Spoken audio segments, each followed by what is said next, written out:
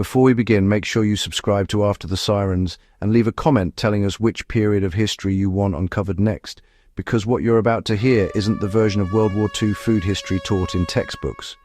When we talk about World War II survival, we focus on weapons, strategies, and battles, but survival for millions came down to something far more basic and far more overlooked: what people managed to eat and drink when supply lines collapsed.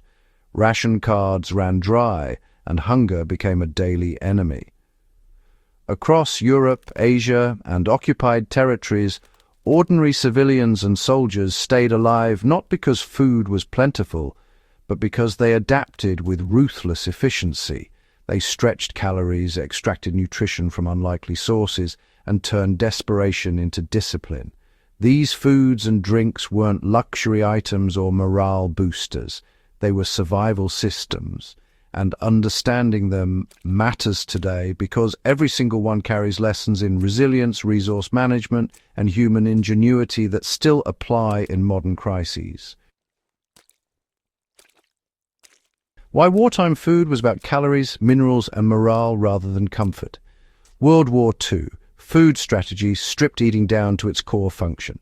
Governments and civilians learned quickly that taste was irrelevant if calories and nutrients weren't delivered consistently.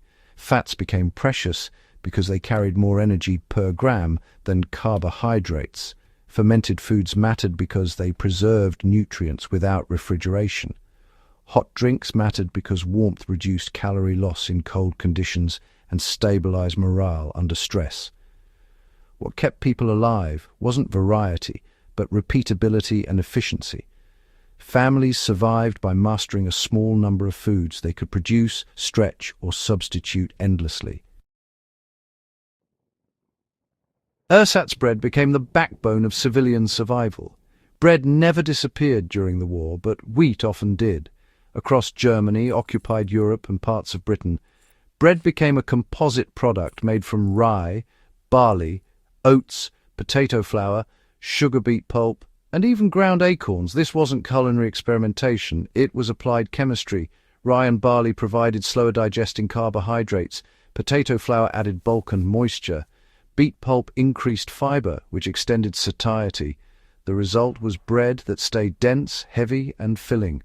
Civilians learned quickly that thinner slices meant longer survival.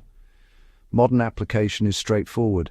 In food-insecure situations, blending flours rather than relying on refined wheat dramatically improves calorie efficiency and supply longevity. Soup was not a side dish, but a delivery system for survival.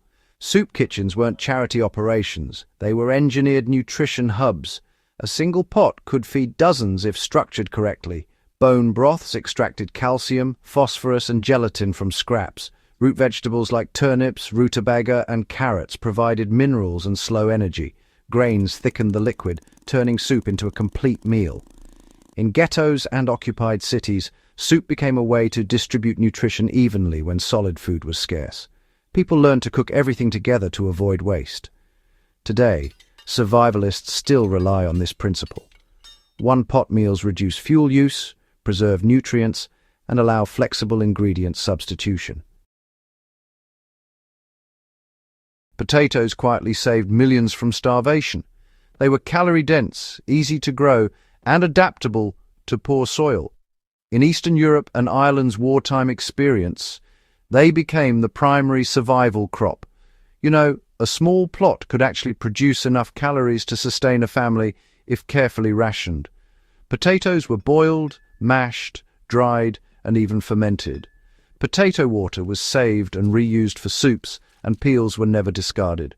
Interestingly, modern survival planning still mirrors this logic. Crops that offer high yields per square meter with minimal inputs really do outperform nearly every alternative when stability collapses. Fermented foods preserved life when refrigeration disappeared. Sauerkraut, pickled vegetables, and fermented grains weren't just cultural traditions during the war. They were necessities. Fermentation prevented vitamin loss, particularly vitamin C, which warded off scurvy. Among submarine crews and winter-bound civilians, fermented cabbage and pickled roots kept immune systems functioning. Fermentation also made food safer to store and easier to digest. Applying this knowledge today, it's wise to learn basic fermentation techniques which require no electricity and can extend food viability for months. Milk substitutes and powdered dairy filled nutritional gaps. Fresh milk vanished quickly in bombed cities and frontline zones, so powdered milk, condensed milk, and improvised substitutes using grains and fats filled the gap. These provided protein, calcium, and fat in compact form. Soldiers relied on powdered dairy to supplement field rations, while civilians diluted condensed milk to stretch supplies. This teaches a critical survival lesson. Dehydrated nutrition weighs less, stores longer, and travels better than fresh equivalents. Hot drinks were psychological weapons against despair. Coffee disappeared early in many regions, replaced by roasted barley, chicory root, or even acorns. Tea was stretched and reused. These drinks provided almost no calories, yet they mattered deeply. Warm liquids stabilized body temperature, reduced stress, and created routine in chaos. In prisoner of war camps, the ability to drink something warm often separated collapse from endurance. Modern crisis psychology confirms this. Small rituals maintain mental resilience when resources are limited. Sugar and syrups became controlled survival assets. Sugar wasn't just a sweetener, it was quick energy and a preservation material. Governments rationed it tightly because it extended food life through jams and syrups. Honey and beet syrup replaced refined sugar where possible. Families learned to preserve fruit, even in tiny quantities, to avoid vitamin loss. The lesson is simple. High energy, shelf-stable carbohydrates are strategic assets in prolonged emergencies. Fat was, actually more valuable than protein in times of cold and stress.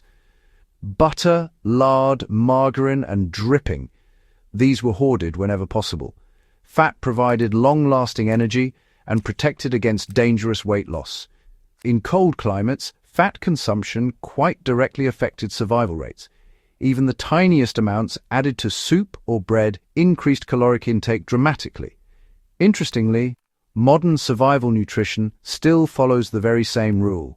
Fats offer the highest energy return per unit stored. So, how does this knowledge apply today, especially for historians and survival planners? Well, understanding Second World War survival foods isn't simply nostalgia, it's applied historical intelligence. In modern disruptions, supply chains can fail astonishingly fast. Electricity disappears, fresh food spoils. The people who last the longest are those who truly understand substitution, preservation, and yes, the math of calories. Learning to bake mixed flour bread, ferment vegetables, stretch soups, store fats, and preserve sugar-based foods is not optional knowledge. It's proven survival practice, refined under some of the harshest conditions imaginable. What then does Second World War food history teach us about human adaptability? Well, what kept millions alive wasn't abundance, it was discipline, knowledge, and adaptability. Families survived by learning quickly, wasting nothing, and sharing information. Food became strategy, and cooking, in a sense, became survival engineering. These lessons remain relevant today because, frankly, history repeats its patterns, even when technology changes. So, here's a final call to action. If this deep dive added value to your understanding of wartime survival and human resilience, do consider subscribing to After the Sirens, share this video with fellow historians and preparedness-minded viewers, and leave a comment with the next historical survival topic you'd like to see uncovered. History doesn't just explain the past, it prepares us for what comes next.